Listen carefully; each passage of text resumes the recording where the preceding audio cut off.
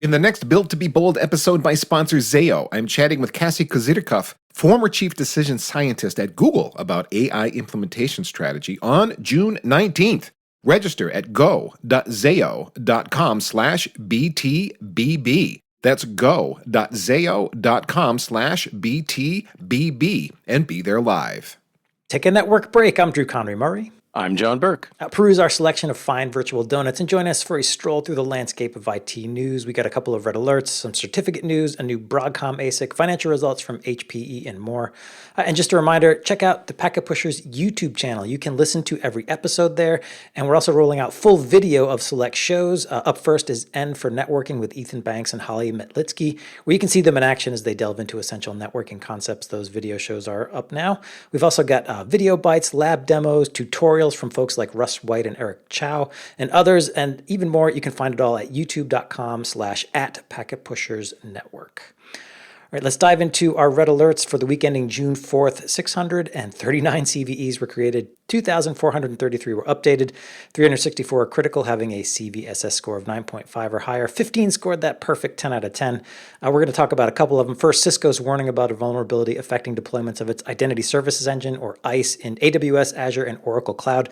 It could allow an unauthenticated remote attacker to, quote, access sensitive data, execute limited administrative operations, modify system configurations, or disrupt services within the impacted systems, end quote.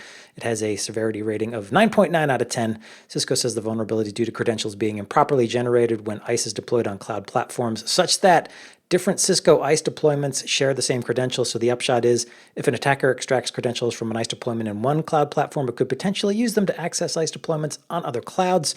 There is a software update for this, no workarounds. John, this seems like a serious one.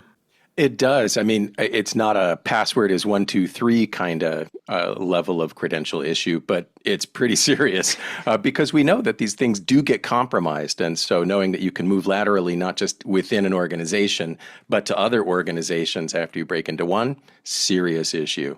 Yeah. And our other red alert this week is concerning HPE StoreOnce, which has an authentication bypass problem.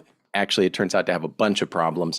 So that is CVE 2025-37093, posted on June 2nd, one of 8 vulnerabilities just disclosed in the HPE StoreOnce software. And since StoreOnce is meant to be that archival storage system for large enterprises, for audit trails, for compliance purposes, serious issue if anybody's using it. So the whole set, CVEs 37089 through 37096 inclusive, has multiple remote code execution flaws, flawed directory traversal problems, and request forgery vulnerabilities in the set. None of them was rated critical, but this one, the authentication bypass, it scored a 9.8 out of 10 because it allows improper access to the system and to the data stored using it. All versions of StoreOnce prior to the current one are vulnerable. Upgrading to the current version, 4.3.11, is the only fix. Yeah, that's serious. I can imagine, your auditor coming and be like, all of these records are gone. I'm going to put that on my notes. It's a bad look. Yeah. All right, moving into news, Broadcom has announced the availability of its Tomahawk 6 chipset, offering 102.4 terabits per second of switching capacity. It has options for long-reach passive copper interconnects or co-packaged optics. It makes use of chiplet-based 200 gigabit per second SerDes. It's got a single switch package, could support scale-out usage up to 512 ports at 200 gig per second, or scale-up deployments of 64 ports at 1.6 terabits per second. Broadcom says the new package can interconnect up to 128,000 GPUs using just 2 switch layers. Yeah, that's pretty good. That's worth a whistle. The new packages are also ready to support the emerging Ultra Ethernet standard. Ultra Ethernet is a consortium group working to make the Ethernet protocol more suited for AI workloads. Broadcom also says the new ASIC supports advanced telemetry, dynamic congestion control, rapid failure detection, global load balancing, and other features, again, to support AI workloads, including, quote, mixture of experts, fine-tuning, reinforcement learning, and reasoning models. John, Broadcom's clearly positioning this ASIC for AI infrastructure. Obviously, chip design, chip production can take years. Do you feel like they've timed this well enough to catch some of the AI wave? Oh, absolutely. I think the fact that they're hitting the market with it now and that deployment manufacturing in numbers will happen this summer, and they'll be scaling up all through the fall and winter is great because it's meant to be a direct competition for NVIDIA's next generation interconnect stuff, which isn't due to ship even at this level until this time next year. So yes, they've timed this well and taken it to market at what may be the perfect moment because they're clearly hitting the demand curve and they're getting there ahead of people's go-to in the space. Yeah, I wasn't aware that they were beating NVIDIA with this kind of capacity, so yeah, definitely a win. And it's also, I think it's good to note, saying that they can get that level of interconnect, 128,000 GPUs with just 2 layers is important because other architectures currently take 3 layers, which means there's added latency in the communications among things at the far ends of that. And that, of course, is death on performance for the kind of operations they're trying to speed up. Yeah, for sure. Yeah, anything you can do to collapse that infrastructure is great for latency, great for operations, great for power consumption, all of it. So taking us all the way out to the other end of the scale universe, from inside the data center at the low level to outside in the platform space, SentinelOne experienced a global service disruption due to a software problem in its operating platform. They experienced a global service disruption to multiple customer-facing services beginning at approximately 13:37 p.m. Standard Time on May 29th. Services were largely restored about 13 hours later, although it took another 10 hours or so to finish processing data that had been collected and piled up during the disruption.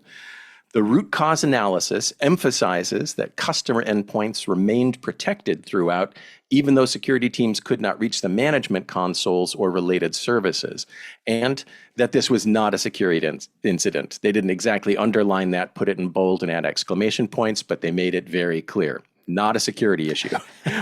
They identified the root cause as being a software flaw that caused the network routes critical to platform connectivity on the back end to be deleted, causing full or partial outages across all services in all regions, most services in all regions.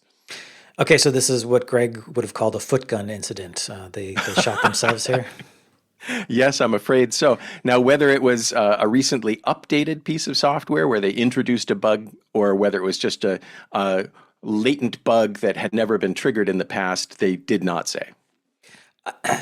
In the panoply of reasons for things going wrong for a security company, I feel like it's maybe is a better look that it was an operational issue and not they got hacked. Oh, absolutely, 100%. The only thing better would be if this had been a software problem for, one of their underlying cloud platforms as opposed to their own operating software. Right. But yeah. Yeah, it's always nice when you can slide it over to AWS's fault or something. Moving on, the Wireshark Foundation has announced a new certificate program for Wireshark. The Wireshark Certified Analyst, or WCA 101, is a professional level cert designed to recognize proficiency in protocol analysis and advanced troubleshooting with the Wireshark tool. The foundation says the exam was created by Wireshark developers, protocol experts, and senior engineers. It tests a candidate's ability in analyzing packet flows, troubleshooting across Ethernet, IP, TCP, and other protocols, and in using Wireshark features like display features, capture strategies, and TCP stream analysis. To give you a sense of the level of skill being tested in the cert, the foundation says, quote, passing candidates will demonstrate skills above the level of a typical CCNA certified engineer. The exam costs $350 to take, which seems pretty reasonable to me. John, my take is I think a certification program is a good idea, particularly for the Wireshark Foundation. It's a nonprofit that oversees Wireshark development, ensures that Wireshark remains free. I feel like the certificate helps professionalize Wireshark as a tool and a skill set. Might even provide sort of a modest income stream for the foundation, again, to keep supporting and developing Wireshark. Yeah, no, I fully agree. And I think anything that expands the pool of people who have a deep understanding of networking at the packet layer and the messaging layer is hugely important, because there are fewer and fewer folks coming out of university programs or college trade school programs or high school programs that are interested in that level of the tech. So anything to help their skill set is aces with me. It's labeled a 101 exam, so it seems like there's probably going to be, advanced courses coming along as well. I would assume, they've set themselves up for more, like maybe specialist tracks, maybe some different certifications like around security or something. But yeah, there could be more here as well. But links in the show notes. Again, great move, I think, for Wireshark. And sticking with professional certification, Cisco is rebranding its DevNet certification track starting in February 2026. DevNet certs are going to be renamed to Automation, and they'll be aligned with the CCNA, CCNP, and CCIE designations. So the result is a network automation certification track goes CCNA automation, CCNP automation, CCIE automation. Anyone currently holding active DevNet certs will be automatically recognized under the new naming convention. Cisco's doing the same thing with its security certs. You'll be able to get a CCNA cybersecurity cert and a CCNP cybersecurity cert. John, my feeling is, a lot of times sort of corporate rebranding efforts just seem like a marketing department without a lot to do. But this one, to me, makes perfect sense. The naming conventions are very clear, they're understandable, and kind of directly related to career goals or a career path. I have to agree, DevNet never really rang the bell for me as being totally appropriate to what it was for. And that seemed like a marketing exercise trying to tie it to DevOps as a marketing moment back when it happened. Right. Yeah. No, I think this is much better aligned. So thinking of things that are not marketing aligned, let's talk about HPE's NonStop servers, which have been around forever. And I had to look this up, and they've been around under other manufacturers since 1976, first with Tandem, then Tandem was bought by Compaq, then Compaq was bought by HP, then HP split and HPE picked up the NonStops, which are ultra high availability servers that go into things like online transaction processing for credit card companies or stock trading organizations. HPE has put out the latest NonStops. They are an entry-level NS5, NonStop 5 X5, and the high-end NS9 X5. They are built around Intel Xeons and come with double the memory capacity of the previous generation. That means up to 8 terabytes of data memory, DDR5 memory for the NS9 X5 and half a terabyte for the NS5 X5. The new NS9 X5 systems offer InfiniBand connections at twice the speed of the previous generation and 2.5 times the networking bandwidth of the previous generation, where the NS5 X5 increases network bandwidth 10x over the previous generation of entry-level system. Both models now also offer 32 gigabit per second fiber channels storage networking access, and at the same time that they are leveling up the hardware, HPE are releasing a new version of the tightly integrated NonStop OS, with the major enhancement, from my perspective, being support for multi-factor authentication. So InfiniBand fiber channel, I'm guessing these are designed for, like you said, systems that you need to make sure those bits are being recorded. They are hitting tape or a hard drive or whatever. Absolutely. Online transaction processing, they're going to want transaction logging that is up to the microsecond if they can manage it, and very, very, very, very, very reliable. And aptly named NonStop if they have been around since 1976 when I was 6 years old. That's pretty good. Not bad at all. Hey, Ethan here, interrupting your virtual donuts to let you know about an AI implementation discussion I'm having with Cassie Kozyrkov. Cassie was the chief decision scientist at Google before striking out as CEO of her own firm. She is a data scientist who understands the impact of AI on businesses. She has seen companies get AI right, and she has seen companies get AI wrong. Now, we know from recent headlines that many companies have backpedaled their AI strategy because it didn't work out. Well, my goal is to pick Cassie's brain to learn how everyone involved in IT implementation, from the C-suite to the engineering teams, should think about AI to avoid implementation failure. How do workload placements change? How should we think about renting a GPU in the cloud versus on-premises AI compute? Are the pipes you have in place today able to deliver AI services as expected, or does your org have some plumbing to do? AI is different. It is not plug and play. And since it isn't, how do you make intelligent decisions about what changes you should make for a successful AI integration? Join me on June 19th, 2025 for this Built to be Bold webinar hosted by Zayo as I chat with Cassie Kozyrkov. Register at go.zayo.com/BTBB, as in built to be bold. That's go.zayo.com/BTBB and be there live. I'm going to take as many real-time questions from all of you as possible during the discussion. One more time, register at go.zayo.com/BTBB. All right, moving on, the Wi-Fi Alliance, that's an industry group for the wireless industry, sent a letter on June 3rd to the U.S. Congress to request that the 6 gigahertz band remain unlicensed and excluded from any upcoming spectrum options. The Wi-Fi industry got access to 1,200 megahertz of spectrum in the 6 gigahertz band back in 2020. Since that time, hundreds of millions of devices, both enterprise and consumer, have shipped with 6 gigahertz enabled radios. The issue is that the House Energy and Commerce Committee is moving to open wide swathes of spectrum for auction. At present, there is a carve-out to exclude the 6 gigahertz band from that auction. I think the Wi-Fi Alliance is advocating to ensure that that carve-out remains as legislation moves through the U.S. Congress. Signatories to the letter include Cisco, Extreme Networks, HPE, Juniper Networks, Apple, and other major industry players. John, I read the letter, and it definitely contains some deft politicking and banding about of how much the Wi-Fi industry contributes to, like, gross domestic product and all the industries it touches, and it all seems like designed to stir the protective instincts of Congress people and senators. I hope it stirs the protective instincts of enough folks outside California, where most of those companies are based, to have the proper insulating effect. It would be a very small financial return to auction off that spectrum compared to the damage to the economy that would follow if everybody had to scramble and replace all that gear. So, I hope they're successful. Yeah, I mean, it does seem unlikely to me that the carve-out would be removed, but we are now operating in an environment where reckless uncertainty reigns. So I guess they're like, all right, let's, belt and suspenders this and send that letter and put lots of numbers in it to be like, we're not going to screw this up, guys, right? We're good here. We're not gonna pull out the thing we're all resting on, right? Right. Knocking out the last leg on the stool, right? Yes. So fingers crossed on that one.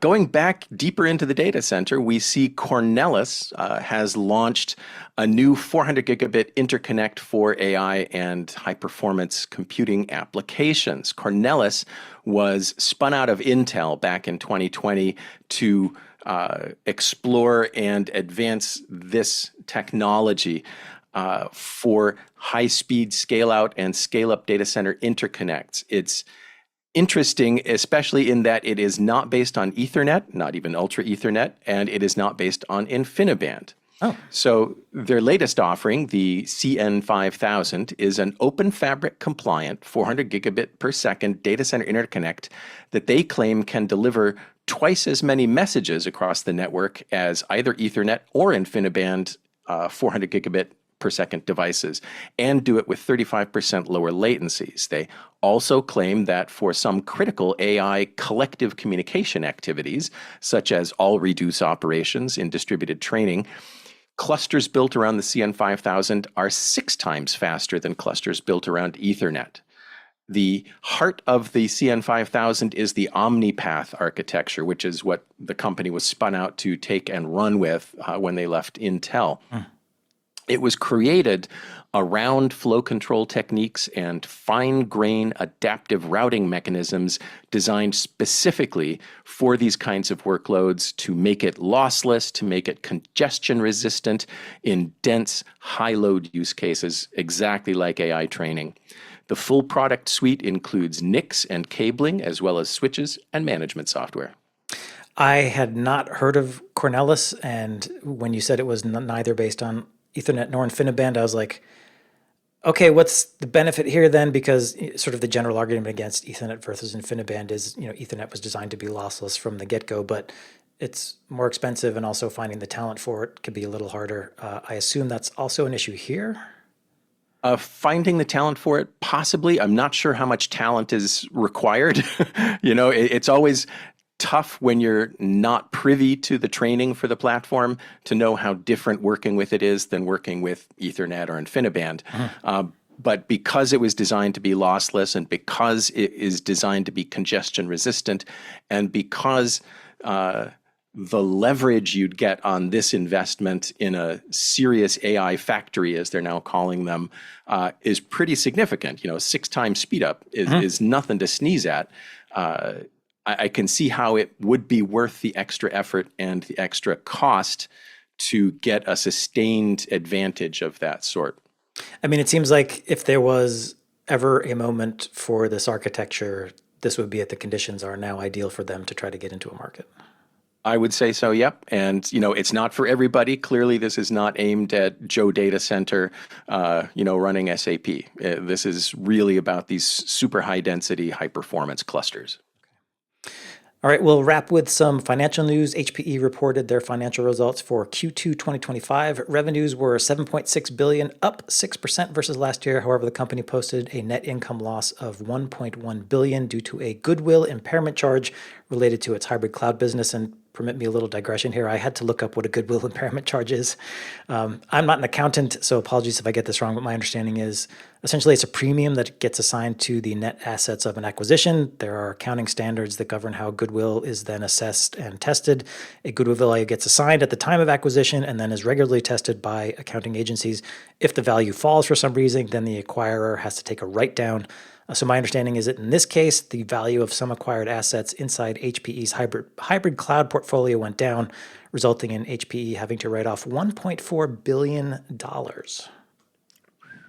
That's a lot of write-down. Yeah, so I dug into the earnings call transcript because I was like, well, that's a lot of money. Surely they will talk about it more. And they didn't really talk about it more. Like the CFO did say, yes, this is what happened, but only very briefly. None of the analysts asked about it, so I guess we're all just like, yep, that happened. Oh, well. And my assumption is it's tied to Morpheus. This is a hybrid cloud management company HPE acquired in late summer 2024 for an undisclosed amount. But again, no direct reference was made to that in anything I could find. So if anybody has insights or a correction or whatever, please reach out to us, packetpushers.net/FU. I would like to know if I got anything wrong or I'm barking up the wrong tree.